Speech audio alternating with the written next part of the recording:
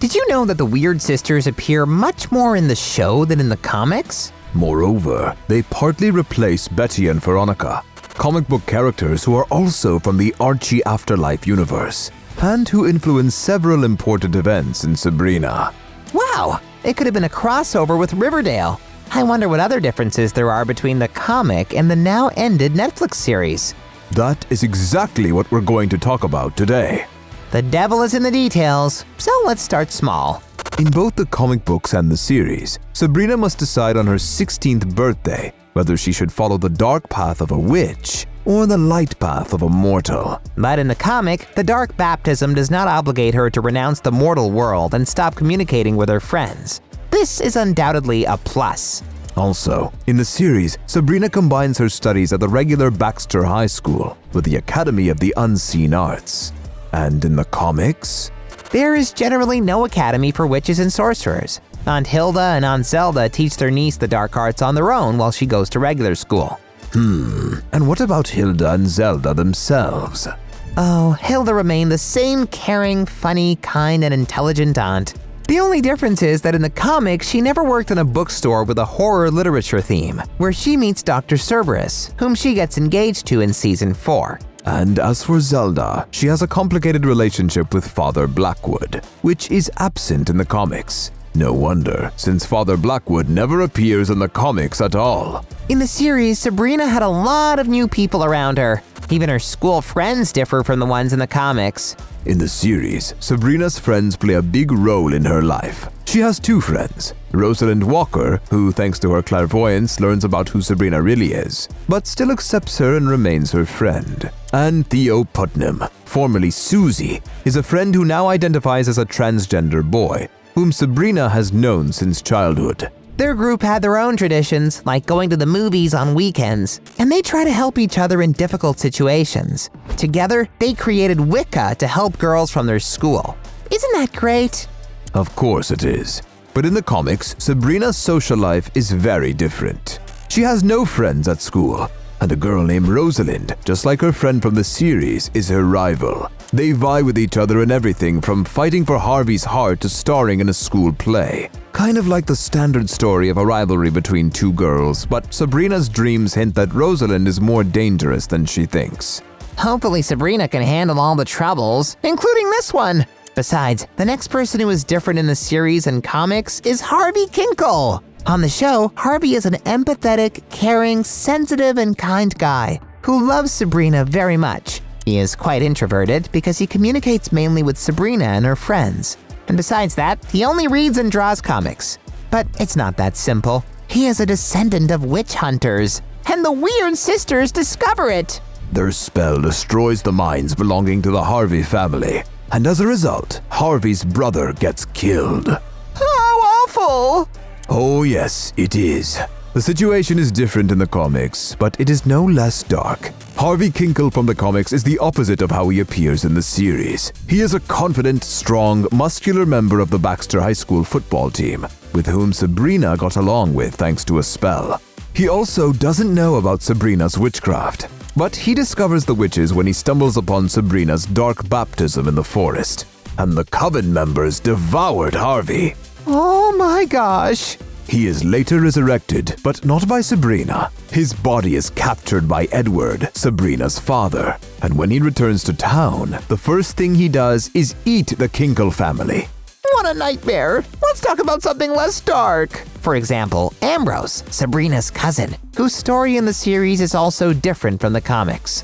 First, in the comics, he calls Sabrina cousin literally once or twice, while his cousin appeal in the series has become a trademark. Cute.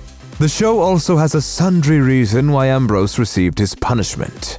That's true. The series says that several decades ago, he planned to blow up the Vatican and even conspired with his friends about it. But as a punishment, he was imprisoned in the Spellman house without the ability to have his familiars. In the comics, however, Ambrose was accused of using magic on a mere mortal, removing the poor guy's hands and thus revealing his own origin. The comic book version of Ambrose also has familiars with him, the cobras Nag and Nagaina, whom he inherited from his ancestor, the writer Rudyard Kipling. Speaking of familiars, next in line is Salem, Sabrina's familiar. Oh yeah, I love the image of Salem from the old series Sabrina the Teenage Witch. And I am sure I'm not the only one who remembers his sarcastic comments. But not everything is as simple with him as in the good old sitcom. The first thing that catches your eye is Salem's appearance. Exactly! Salem from the series in the form of a cat is of the Bombay breed. He's completely black and sleek, which makes him look more like Salem from the sitcom. But in the comic, he's a Norwegian forest tuxedo cat with a white breast, and he's long-haired and fluffy. Oh, like me? Yeah, definitely. But what is more important is Salem's background, why and how he became a cat. As we already know, Salem in the show isn't a cat originally, as other familiars are too. He is a goblin who took on the form of a cat when he decided to serve Sabrina. By the way, it's great that Sabrina didn't choose Salem, but Salem chose her, responding to the ritual call. But at the same time, he doesn't speak in the guise of a cat, meows only. And in the comic, he speaks as a human in a feline body, just like in the sitcom. Only unlike the sitcom, the reason for his transformation into a cat is not very funny. Yes, this story is much darker.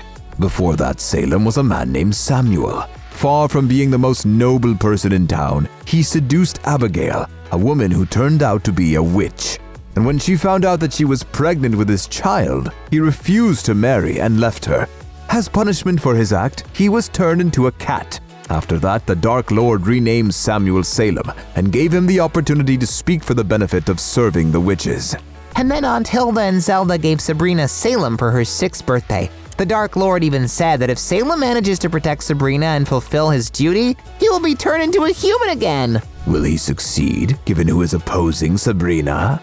Will it only get darker? I'm afraid so. After all, now we will talk about the darkest characters in this story. One of them is Madam Satan, known as Ms. Wardwell. Yeah, she's a weird and scary character. Madam Satan pretends to be Sabrina's school teacher and supposedly helps her, but in reality she serves the Dark Lord and follows his will, pushing Sabrina into the path of a witch. But in the comic, she turns against Sabrina out of revenge. The fact is that she was once a witch whose name was Iola. And she was in a relationship with Sabrina's father, Edward, before he met Diana, his future wife and Sabrina's mom. Iola could not handle the breakup, and that Edward chose a mortal woman over her, and she committed suicide, walking into a cage of hungry lions. That's so sad.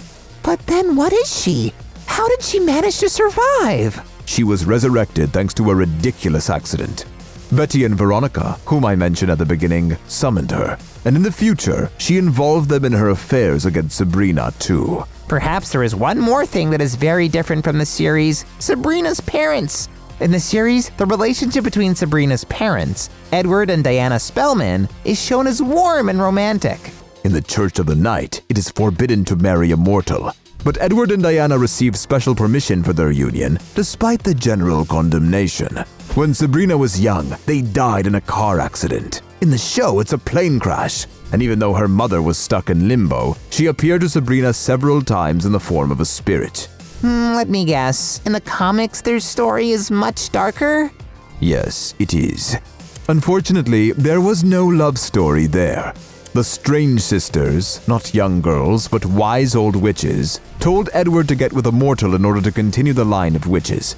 So he married Diana, and they had Sabrina.